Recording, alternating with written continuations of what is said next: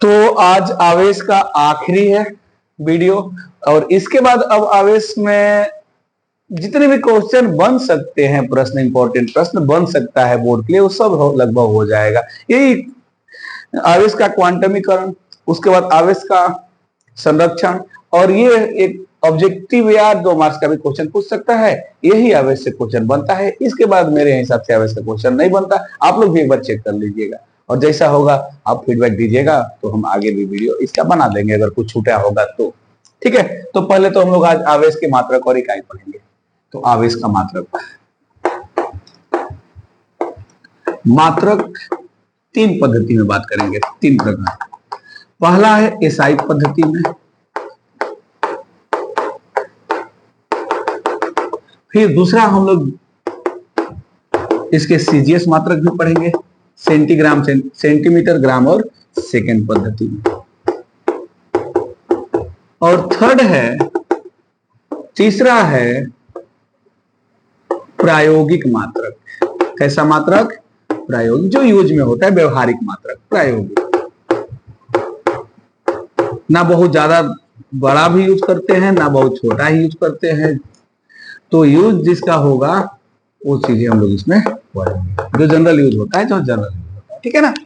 तो सबसे पहले इस पद्धति में आवेश का फॉर्मूला क्या होता है? तो आईटी। तो वहां से अगर हम एम्पियर और सेकेंड लेके चलेंगे तो वो चीजें मात्रक के लिए सटीक नहीं बैठता। ठीक है, तो आवेश का मात्रक सीधे साइंटिस्ट के नाम पे क्या पड़ा? कूलम्ब। क्या? कूलम्ब, जिसको किससे दिखाते हैं? सी से। तो सिंपल है, एसआई मात्रक क्या होता है आवेश का? कूलम्ब। सीजीएस में, अब सीजीएस में आवेश के मात्रक 2 अलग अलग इकाई में निकालते हैं पद्धति में। एक को बोलते हैं ईएसयू और एक को बोलते हैं ईएमयू। ध्यान से, ईएसयू और ईएमयू। ठीक है ना। तो अभी हम लोग बात करते हैं ईएसयू का।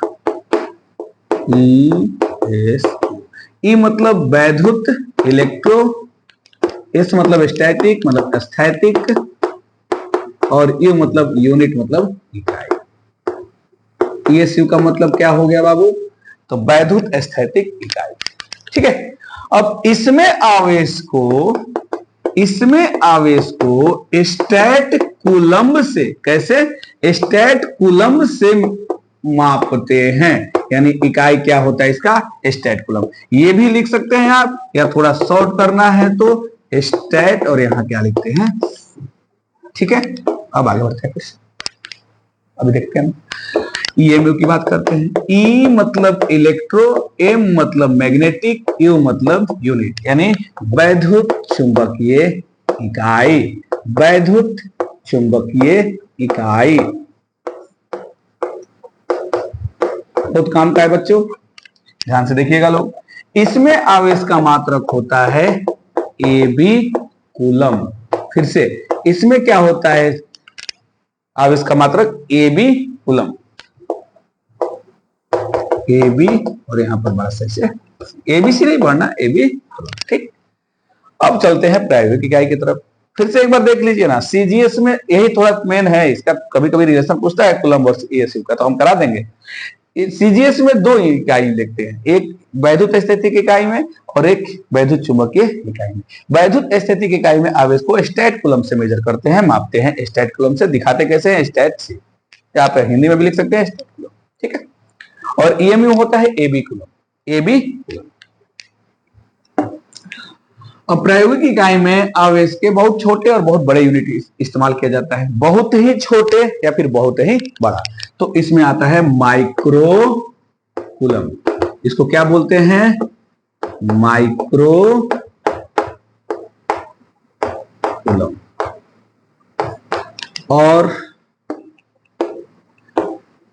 मिली कूलम्ब, मिली कूलम्ब। ठीक है, मिली कूलम्ब। अब 1 माइक्रो कूलम्ब होता है 10 के घात -6 कूलम्ब के बराबर। ठीक है, ये भी जानते चलते अभी। और 1 मिली कूलम्ब होता है 10 के घात -3 के कूलम्ब के बराबर। 10 के घात -3 कूलम्ब के बराबर। ठीक है, एक आवेश का बहुत बड़ा मात्रक होता है फैराड। फैराड, इसको F से दिखाते हैं। एक F बराबर होता है 96,500 कूलम के। कितने के बराबर होता है? 96,500 कूलम के।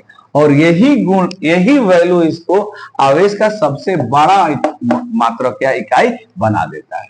तो हम लोग लिख सकते हैं यहाँ पे, जानने के लिए आसान है, मतलब आसान तरीके से लिख लिया जाए ताकि बाद में भूलने की कोई संभावना ना रहे। आवेश का सबसे बड़ा यूनिट क्या बोलेंगे? फैराड। आवेश का सबसे छोटा यूनिट क्या बोलेंगे? Stat coulomb.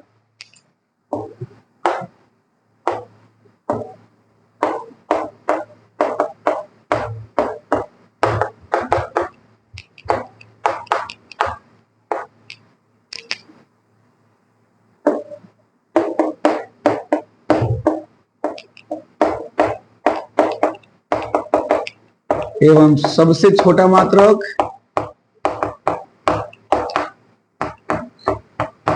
सबसे छोटा इकाई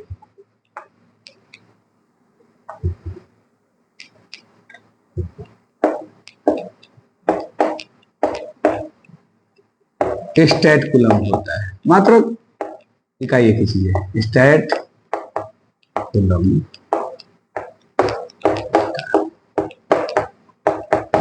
तो जल्दी से इसको लिख लीजिए, उसके बाद इसको इरेज करके हम स्टैट कूलम और कूलम के बीच संबंध बताएंगे और बीमा बता देते हैं।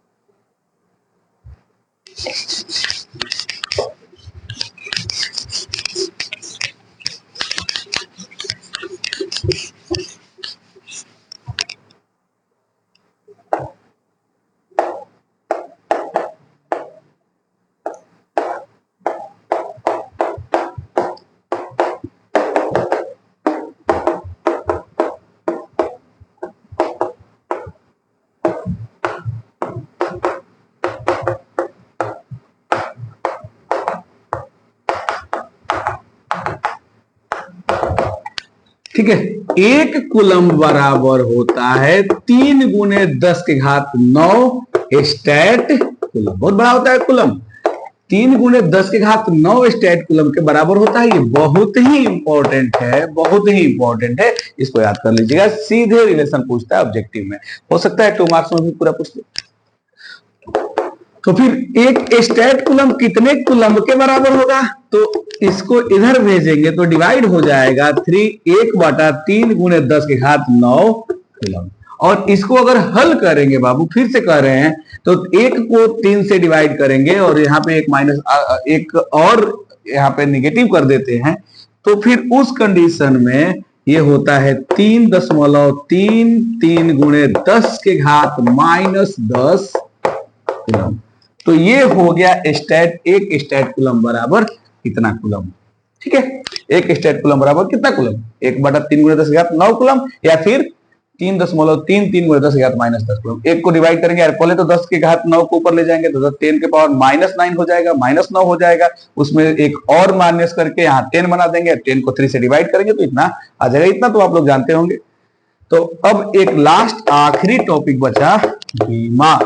बीमा कैसे निकालते हैं? तो बीमा के लिए सबसे पहले इसका सूत्र लिखते हैं। आवेश बराबर क्या होता है? वो धारा गुणे, आवेश बराबर, पहले इसको अच्छे से लिख देते हैं, आवेश बराबर धारा गुणे समय, धारा गुणे समय। अब आवेश का सिंबल क्या होता है? Q, धारा का सिंबल क्या होता है? I, और समय का सिंबल क्या होता है? T। इसके बाद बाबू हम लोग ये चेक करते हैं कि जो भी फिजिकल जो भी भौतिक राशि इसमें आया है, क्या वो मूल भौतिक राशि है? अगर है तो फिर उसका बीमा वाला संकेत यूज कर लेंगे सीधे, और उसको बड़ा वाला कोष्टक में रख देते हैं तो बीमा निकल जाता है। ठीक है ना? और अगर नहीं है तो फिर उसको तोड़ते हैं, और तोड़ के उसको किस में लाएंगे? पहले मूल भौतिक राशि में, उसके बाद निकालेंगे। हालांकि यहां पर धारा भी मूल भौतिक राशि है और समय भी मूल भौतिक राशि है। तो फिर इसको बीमा वाला, यानी बोलो तो बड़ा कोष्टक में रख देंगे। धारा के लिए आई भी इस्तेमाल कर सकते हैं संकेत, या ए इस्तेमाल कर दे, और समय का बड़ा वाला। तो ये हो गया आवेश का बीमा।